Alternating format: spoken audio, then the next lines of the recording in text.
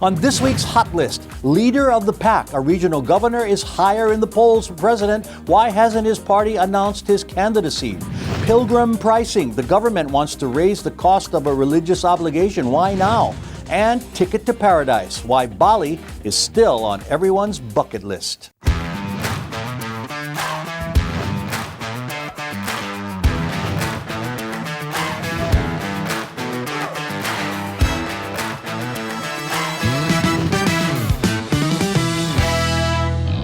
Hello and welcome. This is Hot Indonesia. I'm Dalton Tanonaka in Jakarta. Here are my co-hosts. Linda Ibrahim is a writer and business consultant and exercise addict.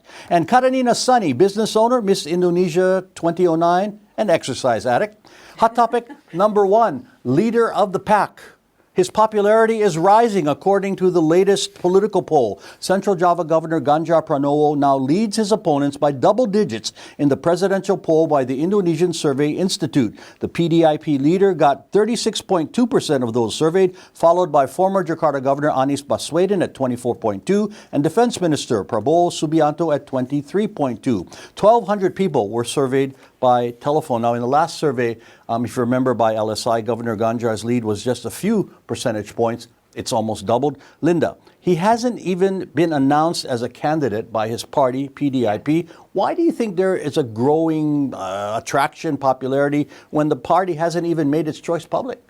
I think it's because Indonesians generally love the underdog concept. So maybe his fans or people who were not his fans yet, but looking at him not being supported by the party, actually now sympathize with him even more. Oh, really?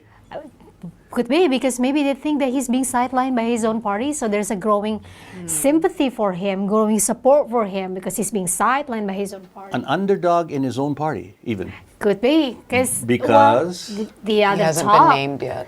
No, the other talk was perhaps the biggest contender in PDIP is Puan Maharani, the daughter of the party chairwoman. So I think a lot of PDIP supporters or just Ganjar personal supporters look at him as not being favored against the crown princess, and hence the support. I'm sorry to be using that, because that's really what people are saying. But aren't they worried about nepotism? Of course. If Puan is going to move Of course, forward. that was exactly why are they not supporting. concerned about? I'd be more worried about ability, and accomplishments. We're approaching 1 year before elections on February 14, 2024. It's not later in the year. This year, it's early. That's not a long time in political terms. Nina, what do you see as Ganjar's political popularity points? Well, I mean, I think that people also look at the work that he's putting through and the progress that he has been making. Like what? I don't know much of his accomplishments. I mean, specifically, is he a infrastructure guy? Is he a people guy? What is he known for? I think he's a people guy, no, first and foremost. He's done a really good job at infrastructure. In infrastructure as well. If you compare the roads on the smaller towns of Central Java to, let's say, West Java and East Java, he's done better than that. There's a study about that as well. So, but people person in the sense that he does projects that help the minority of people that help. So it's not infrastructure in big cities and things that already have a lot of businesses or outside companies helping, but it's like more in the lidera. So he's perceived as a people person, helping the little guy, like a Jokowi, the president, right? In a different manner. Because and how different? Because I've heard people say he's Jokowi 0.2, The scope, Jokowi had been a mayor of a very small town, population no more than 1 million. That's what Solo is. But he is the governor of Central Java, the most populated province in Indonesia. So very different when you're talking about the scope, the people. So he has more political background and accomplishments than Jokowi did at this point in the race. I would say so, okay. Yes. I want to talk a little bit about why, again, the chairman of the party, Megawati Soekarno-Putri, a former president, has not yet named her party's flag bearer. I mean, Linda, you mentioned because maybe in the back of her mind, she still hopes for her daughter to be named the candidate, the Speaker of the House, Puan Maharani. Is that, Nina, to you, is that possible? Would people welcome that possibility for the continuation of a family dynasty?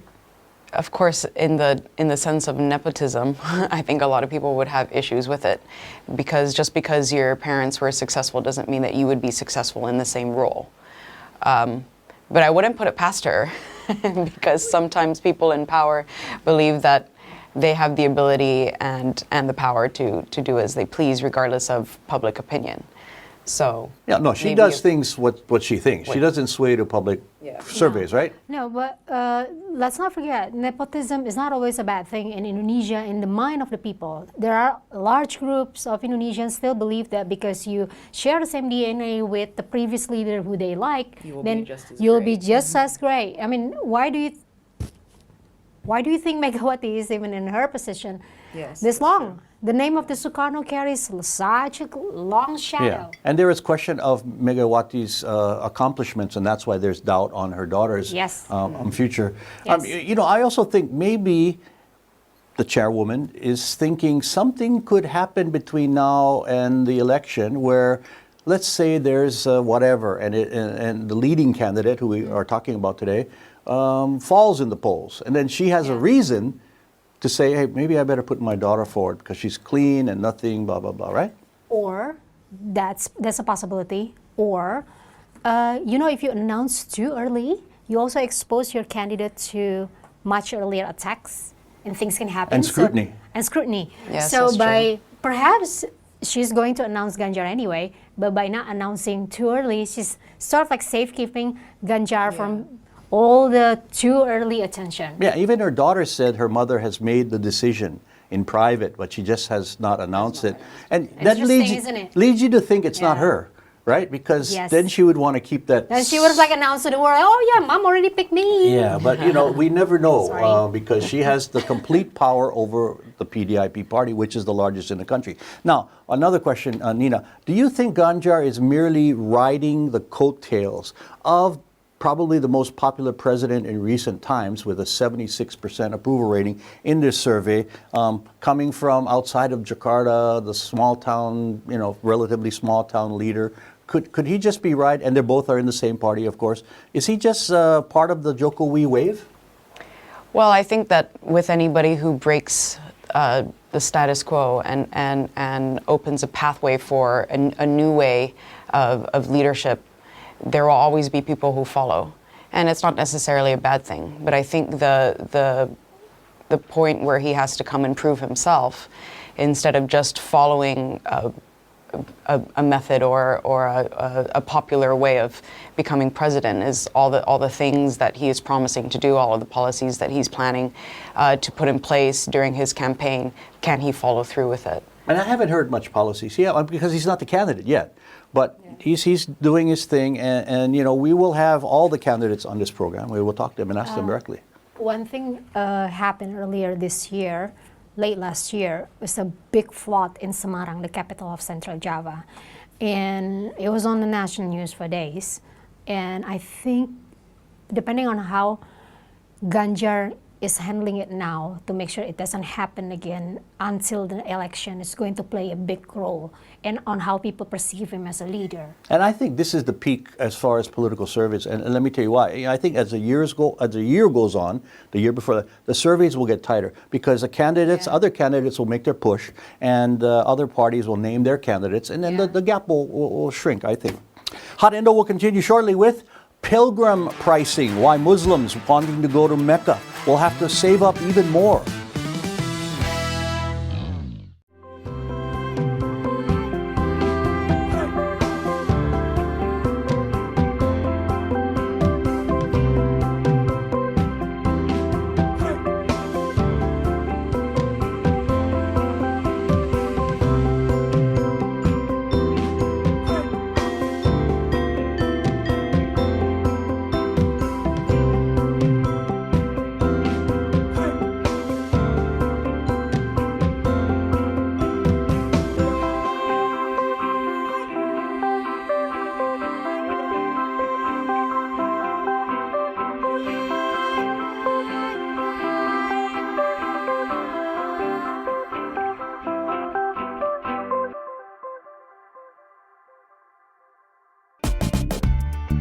I love Indonesia. I love the food.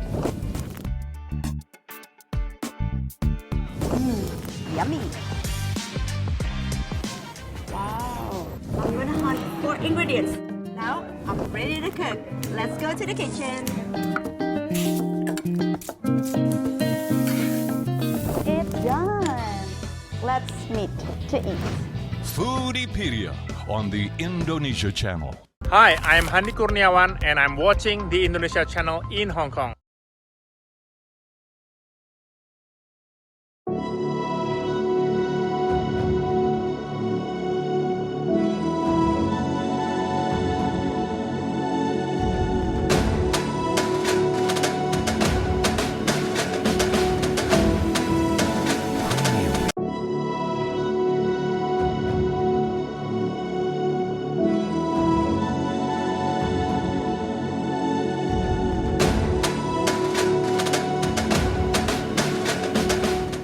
Hi, I'm Rory He. You're watching the Indonesia channel, the home of good sport.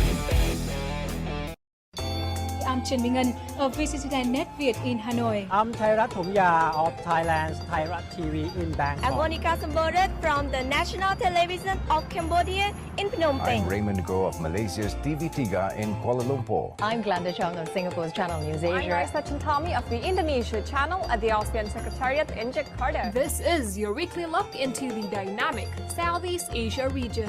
ASEAN Today on the Indonesia channel. The Best of Bali takes viewers on a special guided tour of the treasures of the island of the gods. Well, the romantic dinner is beautiful. The Best of Bali, only on the Indonesia channel. You're watching Hot Indonesia with Linda, Nina, and me. Here's hot topic number 2, pilgrim pricing. It takes some Indonesians a lifetime to fulfill the Muslim obligation of visiting the holiest site in Islam in Saudi Arabia. So there was deep concern when the government announced a plan last week to nearly double the cost of the Hajj trip to 69 million rupiah or $4,600. Officials say they want to reduce the 60% subsidy cost per pilgrim to 30%. Now, as of Tuesday, the president said that the president of this country said a final decision has not yet been made. He listens to what the people say, and this is going to cause quite a problem. It has already. Nina, to me, this is the kind of thing government is for, where taxes are best used. I mean, don't try to save money by cutting subsidies. It's not gasoline. Yeah, it's people's lives. So I think that the government has to block this decision. What do you think? Well, I believe that he's making the right decision, and if he continues to support the people, because this is, Indonesia is the. Well, he hasn't made a decision. He's saying that. But is he hold making on, a decision? Hold on, we're not. This is not final. So he's the benefit of the people Yeah. to support something that is so very important. Indonesia's population is mostly Muslim, so the majority of the people that you rule over have these journeys, the Hajj and the Umrah, which is very important to them, and it's something that they must complete within their lifetime. So having something Just the Hajj, just Umrah. just the Hajj. So having policies and things that support the people that you rule over in something that is so very important to them, I think that's something that he needs to stand by. Yeah, and to explain why subsidies are involved, let's do a quick lesson here. Because space is limited in Mecca, the two governments must work out quotas. Indonesia will be back up to its pre-pandemic amount of 221,000 people this year. Last year, only 100,000 went. A travel package worked out by the governments includes air, hotel, and meals. Linda, maybe should there be income qualifications, and educate me on this if there already is, to reduce the government burden? Meaning, if you can afford to go without a subsidy, pay full price. Oh, first of all, there is just like the standard ONH, and then there's the ONH Plus. The one we're talking about is just the regular ONH. Most people go for this. The ONH Plus, you pay a lot more. For what? A lot more for a better comfort level. Okay, yeah, from and 4-star all to of that. 5-star, Yes, blah, blah, blah. yes, something. No, it wasn't even going to be 4 stars on the ONH. You're going to be in like barracks type and all. Dormitory thing. Dormitory thing. Okay, but what I notice is if you go to the tenets of Islamic law, you're only mandated to go to the Hajj once in your life, and when you're capable of doing that. However, I see a lot of Indonesians, especially ones with money, go 2, 3, 4, 7 times. So is it like a status quo, something? That's probably going to be for another discussion, but what happens is that it takes up the quota because and then it makes other people wait longer. That's what I don't agree. What I think is that you've gone once, that's it. If you want to go again, then you actually take your queue even beyond the people who haven't gone at all. And you've mentioned this issue before, but my point about I'm reducing subsidies for those who can afford it one time. Right. So when the reduced subsidy for that one time, the first time. Do you think is it not allowed now, or everyone pays the same price, whether you're well-to-do or poor? Depending on where you sign up.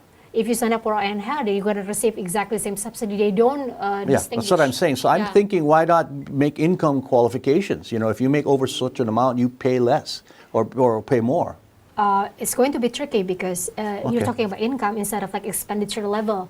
Right. People are more forthcoming about their expenditure level and their income level, because then you're gonna have to go to the file on the tax office, and I don't know if there's a law would so allow maybe you to more do that. Practical is the amount of times that you've gone. So Right, it's first exactly. timers. But I'm just saying, the government's reason to raise the price is to reduce subsidies and reduce the burden on taxpayers. Not just that. To be fair, I've looked into the issue. It's also because the expenses have gone up. The fuel. No, they're saying the Hajj price from the Saudi government has gone down 30%. That's what you pay to the Saudi government. But the price, the ONH, is not just that. There's also the hotel expenses, the flight expenses, your meal expenses. So this is not included in that one package you pay the government for? That's everything else. So that's one component you pay to the Saudi government has been reduced, correct. But the rest of them, the flight prices, the hotel, your meal, while you're there, your ground transportation, they all have gone up. Some of them are actually triple. So this $4,600 price I mentioned in the intro does not include your accommodations, your meals, and your flights. It does. It does, right? It does. That's why it's made of like 5 components. Only one of them has been reduced, but the rest of them have been tripled up. Okay. But that's why the government has to chip in and keep it down to a level price. Because the overall pricing of the packet has gone up. Ballooned up. Okay. And that's one of the reasons they said they want to raise the price. Okay. Yes. Now, Nina, as a Christian, Christians do pilgrimages to their holy destinations, such as Jerusalem. So it's important to many followers in many different religions, if possible, to visit historic sites, right? So you understand. That's correct, yeah. I mean, it's not mandatory, but a lot of people do it to just understand the history of behind your religion, to see the religious sites, and then also to pray and to connect to, to the place where your religion or your faith started. Have you been to the Holy Land Yes, with my family. Bethlehem and Palestine? Yes. And the difference is, I think, because there's no one central site where followers can pray and there's actually many, and then Bethlehem does cross the border into Palestine. So there is a point where you begin in Israel and then you cross over in Palestine and come back. Okay, and these are voluntary, and you go as you pay. Yeah. Okay. And not exact timing. Like you have to hit it at that one time. That's the thing with Hajj, because you have to be there in that time. Because there is a timing for weather it. Hajj season begins June 26th this year, by the way. Idul Adha is the peak of the Hajj season. That's when they convene in Arafah. That's the Idul Adha. That one date they have to be there. Okay. Specifically for the Hajj. Yes, that's the only time for the Hajj. Now, Linda, again, educate us for us non-Muslims. And we've discussed this before. As a Muslim, how important is it to go? And what about those who can't afford it? How can they compensate for that, or never go in their lifetimes because they're on the list but never get chosen? Well, the basic Islamic law says when you can afford to go, you can pay for it. You're able-bodied, you're mentally sound, then you go. This is the debate. What if you fulfill all of this, but you can't go because your time is up? And that's like the whole philosophical debate. Even I don't know how to. What do you mean your time is up? Meaning the age, there's an age limit? because you already died before your number. If you pass, you pass because you were able to go. Then. Well, how does your number get selected? Like, how do the lists work? You register, Nina, and you wait. The Minister of But how do they choose? How do they choose? That is the problem sometimes because people jump No, line, you just right? register. You can register now. And they'll tell you how long you have to wait. No, and you're saying some people jump the queue because they go multiple times before people who have never been No, once. they just go again the next year. And then they add to the queue instead of you know what I mean? That's what I'm saying. But how do they get chosen 2 times when somebody hasn't gone once? Because they didn't recognize whether you've gone once or twice. Oh, I see. And you do what you have to do to get in front of the line again the next season. Yeah. Yeah, which is not a cool thing. Okay, more Hot Indo is ahead. Ticket to Paradise. Which Indonesian island remains a dream vacation?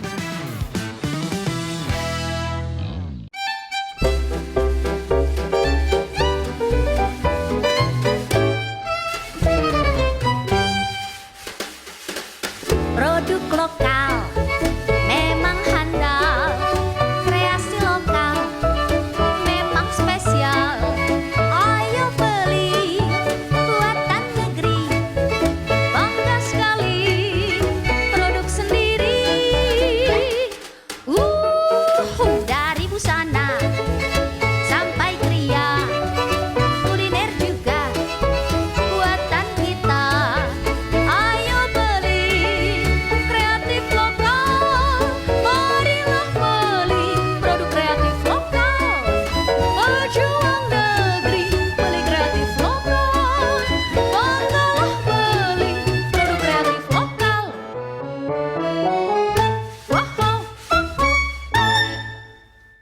Hello, this is Anggun and you're watching the Indonesia channel, hot programs, cool people.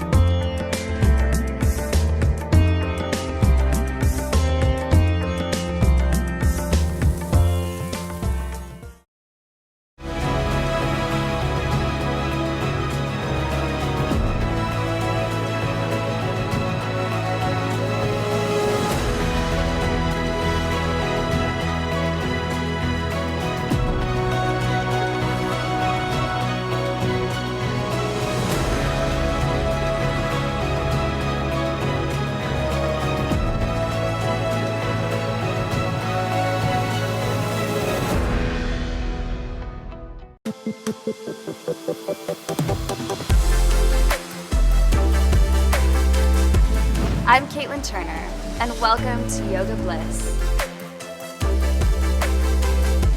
Exhale, reaching down to triangle pose. Roll your knee out and up to the sky, breathing here. Yoga Bliss, only on the Indonesia channel.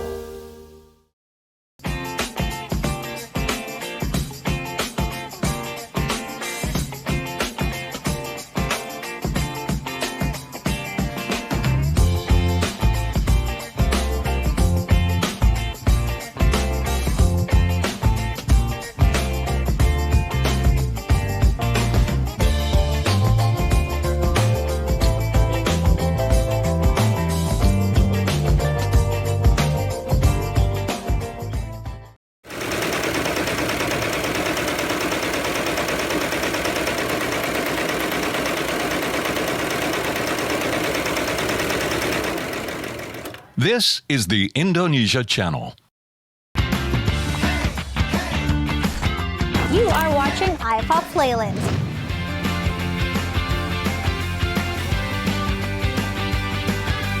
iPop on the Indonesia channel.